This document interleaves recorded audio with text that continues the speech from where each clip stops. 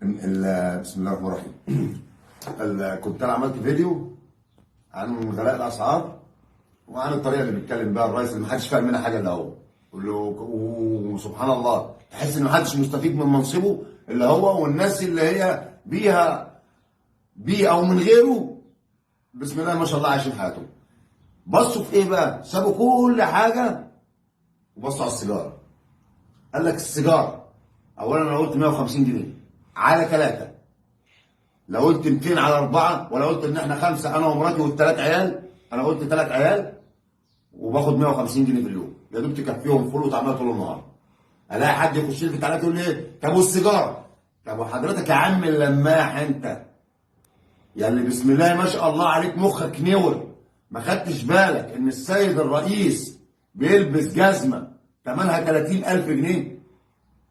يا اللي خدت بالك من السيجاره انت ومركز قوي، حضرتك اللي مركز قوي وبسم الله ما شاء الله مخك يعني ربنا يزيدك، ما خدتش بالك ان السيد رئيس الدوله اللي حضرتك مؤيده واللي مش فارق معاك ان هو بيموت ناس عشان الناس تعيش بيلبس ساعه ثمنها 200,000 جنيه؟ ما خدتش بالك ان المجوهرات والذهب اللي لابساه سيده مصر الاولى تحل مشاكل محافظه من المحافظات، الناس اللي بتموت من الجوع في الارياف؟ وبس احنا بس ايه؟ الكلام حلو قوي، احنا ما حدش قالك ان احنا فقراء، ده احنا فقراء قوي، احنا فقراء قوي، فقراء قوي ولابس ساعه ب 200,000 جنيه. محدش قالك ان انا ما معيش، انا كمان ما معيش ولابس جزمه ب 30,000 جنيه. محدش قالك ان احنا بنشحت من العالم ومراته لابسه مجوهرات وذهب، وكل ده والمفروض ان هو مرتبه 42,000 جنيه. ممكن بقى يا عم انت اللي خدت بالك من السجاره وبتقول ان انا راجل مش فاهم حاجه وبتتهمني كمان بالجهل، تقول لي منين بياخد 42,000 جنيه ومنين لابس ساعه ثمنها 200,000 جنيه وبيلبس جزمه ثمنها 30,000 جنيه، غير المجوهرات اللي لابساها سيده مصر الاولى اللي ثمنها يعد بالدولارات ما يعادل 6 مليون جنيه مصري.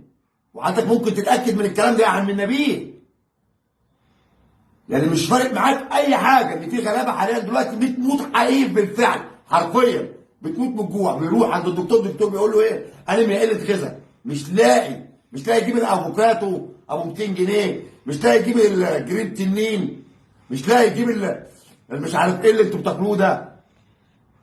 فوق بقى، فوق، ربنا ما قالش كده. ولا احنا هنعيش بقى في زمن وان سالوك عن الحق قل متى عمر؟ خلاص يعني مفيش حد، كل واحد دلوقتي يطلع يجيب حقه بدراعه.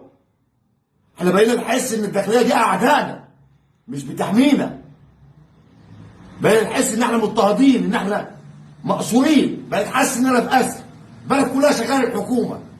يعني ايه هجيب 150 جنيه هو عايز منها 100 جنيه ليه هو في خزنته؟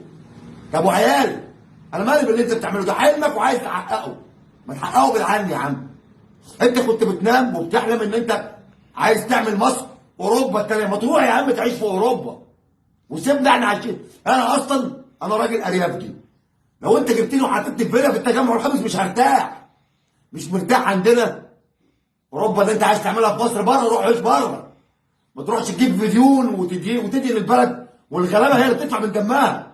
حرام، ربنا ما قالش كده. انت كان عندك اولويات، انت بس ايه يعني كل شويه هي لو مصر اتلعبت هنسيبها؟ احب اقول لك يا سياده الريس ان مصر دي شعب وشعب عظيم، ولو انت مش عارف كده تبقى الاجهزه بتاعتك مش شغاله، بيبلغوك باي كلام وخلاص. الامن مستتب يا سعاده الريس، هو ولا مستتب ولا بتنيل. انت لو فتحت السوشيال ميديا عشان تاخد راي الناس في حضرتك، ناس مالهاش دعوه باي حاجه، مالهاش دعوه بالخلافات اللي بينك وبين الحزب المعادي.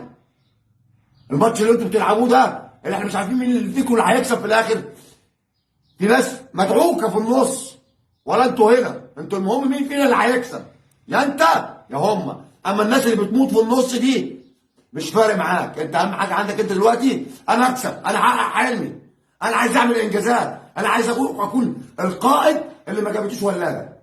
حرام يا عم، حرام يا عم، في شعب عظيم، شعب غلابه، اول ما بيكون في اي مصايب سوداء اول ناس بتطلع وبتتحط في الوش وبتشيل سلاح وبتعمل منهم ابطال هم الغلابه. ولما يجي يقول لك انا تعبان تقول له انت جاهل ومش فاهم حاجه. ويعني ايه كل شويه وفهمناها سليمان؟ اللي احنا نعرفه اللي في القران لما قال وفهمناها سليمان دي فهم لغه الطير. حضرتك بتكلم الطور ولا بتكلم النمل انت ولا ايه بالظبط؟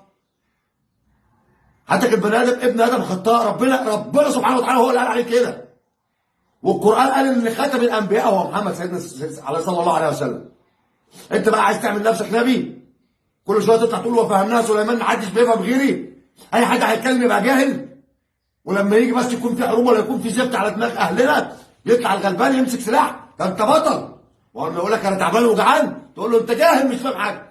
ليه؟ ليه؟ الغلابه عملت ايه؟ سؤال، واللي مش عاجبه كلامي يا ريت ما يعلقش على الفيديو. الغلابه عملت ايه تستاهل عليه كل اللي بيحصل فيها ده؟ بس ايه اللي عملناه احنا؟ جيش، رحنا قضينا جيش. لجان شعبيه في ايام الثوره نزلنا وقفنا قدام البيوت اللي نعرفها واللي ما نعرفهاش.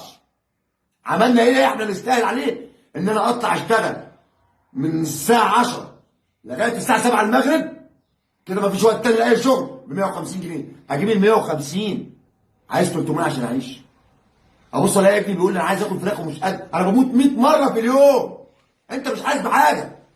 انت بسم الله ما شاء الله ولاد حضرتك اللي ماسك المخابرات واللي ماسك امن الدوله واللي ماسك مش عارف ايه، والناس عايشه فوق الناس. مش هتحس انت باللي احنا حاسين بيه ابدا الا لما عيل من عيالك يقول لك انا جعان يا بابا، نفسي في فراخ يا بابا، نفسي في لحمه يا بابا، نفسي البس كوتش جديد يا بابا، نفسي البس جاكيت جديد يا بابا. لو قال لك الكلمه دي وانت ما قدرتش تجيب له